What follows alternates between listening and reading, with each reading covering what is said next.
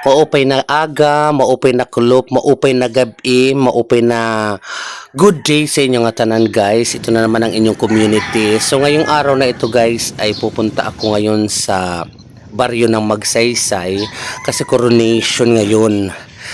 Magaganap ang coronation ngayon doon ay kandidata ang aking pamangkin. So tinawagan ako ni Ate Babes kung matutuloy nga daw ako sa kabilangan ng last lamay dito sa amin, Karamanay. So sabi ko kay Ate Babes na tuloy ako kasi matagal na naman na natin itong pinag-usapan at matagal na natin ito plinano at kawawa naman din ang pamangkin ko na walang mag-aayos. So pinilit ko talaga pumunta dito sa barangay na Magsaysay dahil piyesta sa kanila ngayon at coronation ng pamangkin ko. So ang pamangkin ko dito ay fourth runner up dahil yun lang ang nakayanan. So maawa naman ako kung hindi ko mimikapan kaya sabi ko sige after ng coronation uuwi na lang ako kasi last lamay nga din sa amin. So maayong aga sa inyo nga tanan guys. So samahan nyo ako at panoorin ang nagaganap naman na piyesta at coronation dito sa aking paboritong baryo, ang barangay Magsaysay. So keep on watching guys.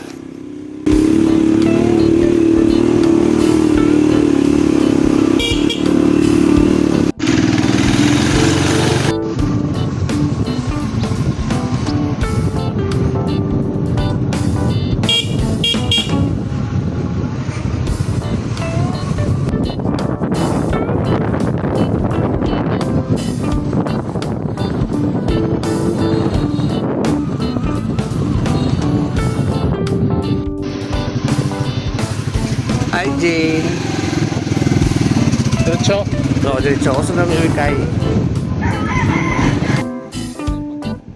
So nakarating na kami ng Magsaysay. So ngayon ililibot ko muna kayo guys dahil piyesta dito sa amin.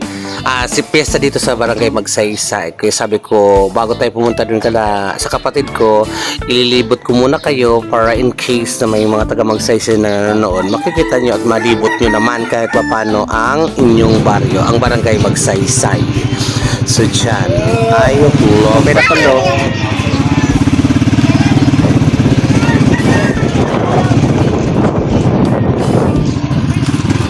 Uy, vlogger. Hello. Good going, no? Down, down.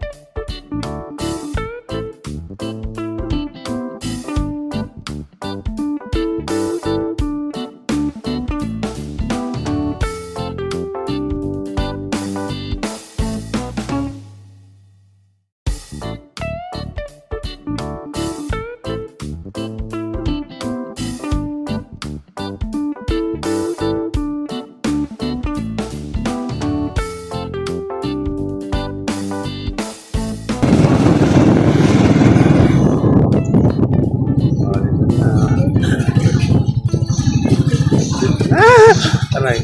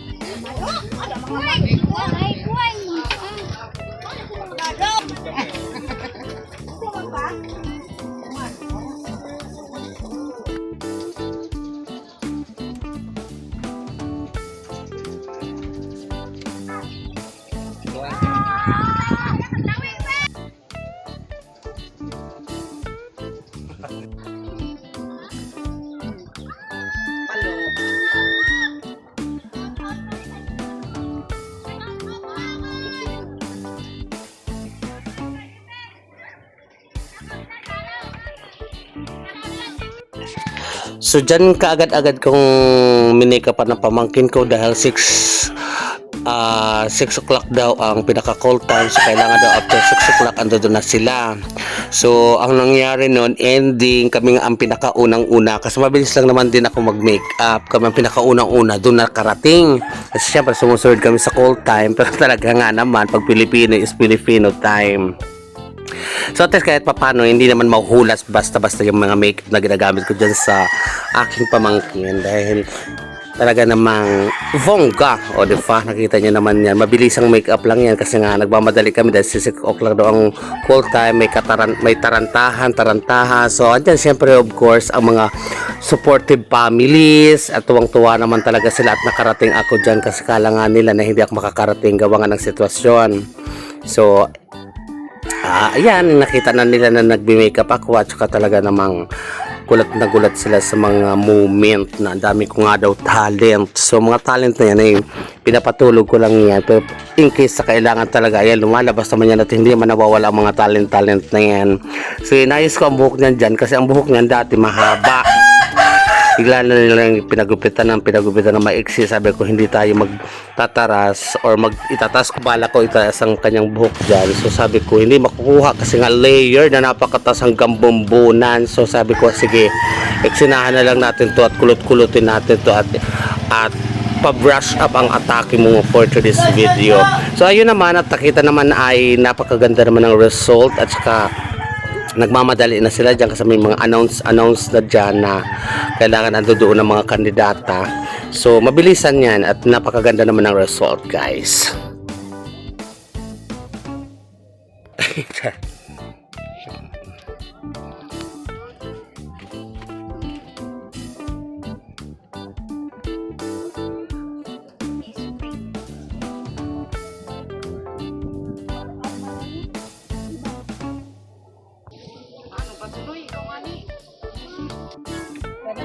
Inay.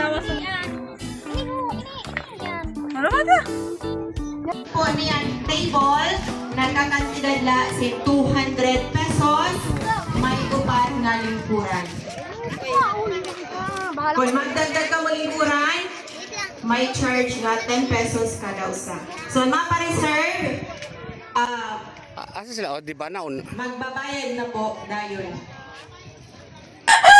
At nakarating na nga kami dito sa may sayawan sa auditorium nila at wala pang tao at nagulat ako at dito pa kami first time magkikita uli ni Manay Ruth. So sabi ko Manay Ruth, nagkakawayan kami dyan ni Manay Ruth. Talagang ngayon pala kami nagkita dito sa barangay Magsaysay sa barangay Bani, wala pa. So mag-i-start na yata dyan. That time mga dahil inaantay pa ang mga kandidata kasi kami pa lang talaga ang nauna.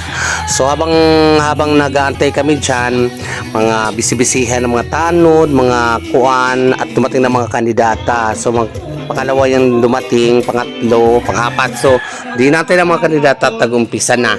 So yan guys, and after niya ng coronation ay umuwi na ako. Hindi na ako dumating doon sa point na magsasayawan na ang buong barangay.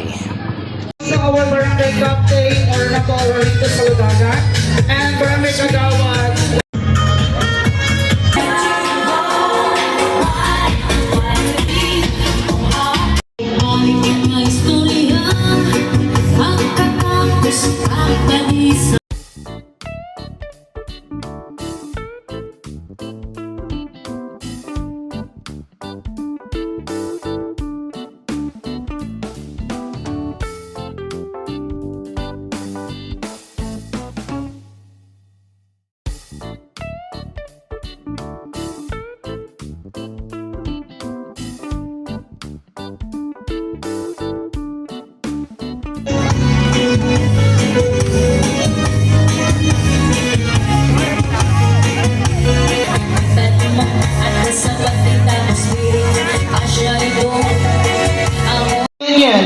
Fellowships of every family member.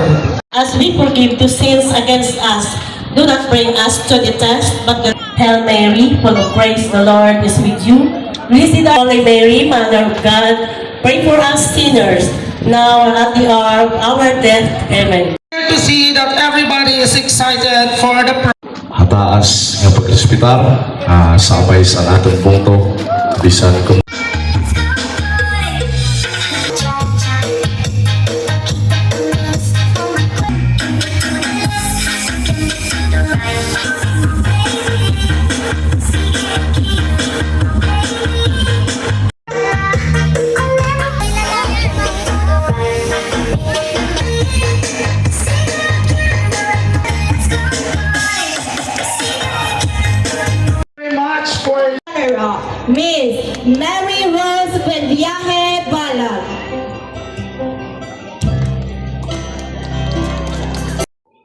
At ito na nga nagumpisa na nga ya. So yan ang pamangkin ko guys na inayusan ko, anak ng kapatid ko na si Munihiron. Kambal yan. Yung isang kambal yan. Hindi ko alam kung sino dyan yung aning at saka sino dyan yung ano, kasi pasan tawag ko lang sa kanila dyan kambal. So yan na. Enjoy watching and mabuhay once again. Happy Fiesta Barangay Magsaysay. And dancing.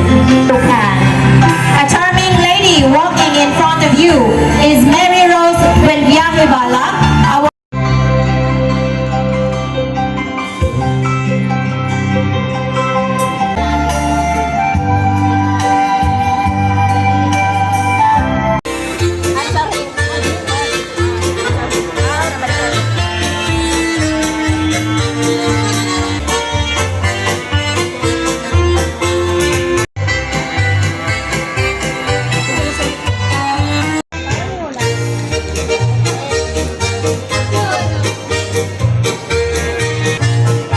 Tiara will be done by Jomar Donoga and Ma'am Roslyn Author.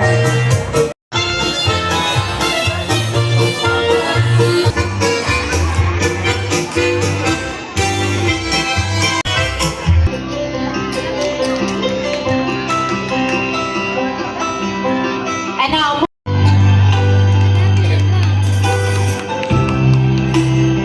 Jandy May is a 15 years old, lovely as Jandy aims of becoming a flight attendant someday.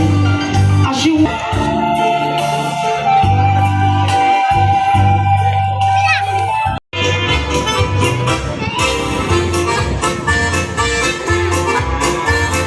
handed by Mr. Antonio Bat.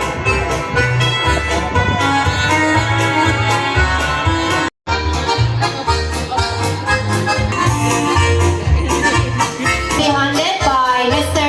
Jonathan Danica Rudes Salodaga.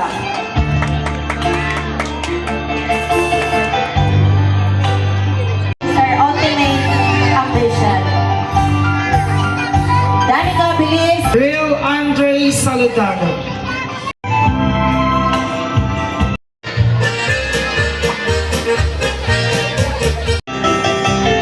she was born on December 4, 2009. Rogelyn believes that beauty is power. First runner-up will be pinned by her parent. And Mrs. Rina Goy.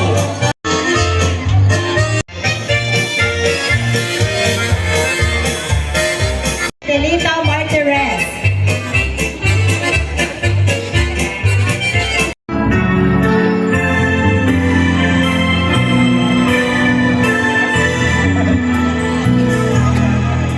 Attendant and explore the world while working. She loves dancing.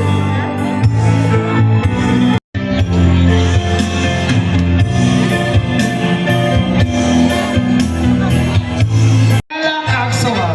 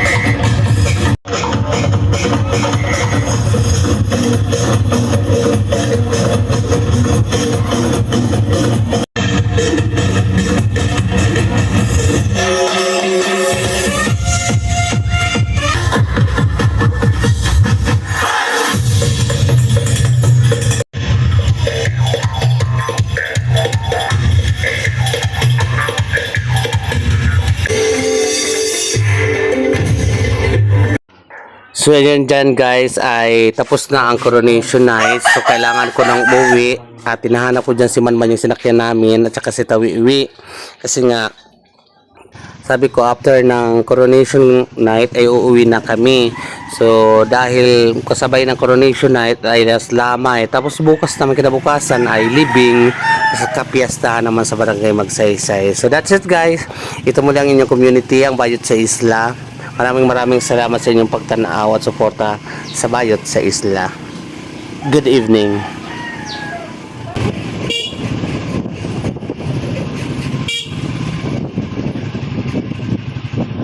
Pwede na la.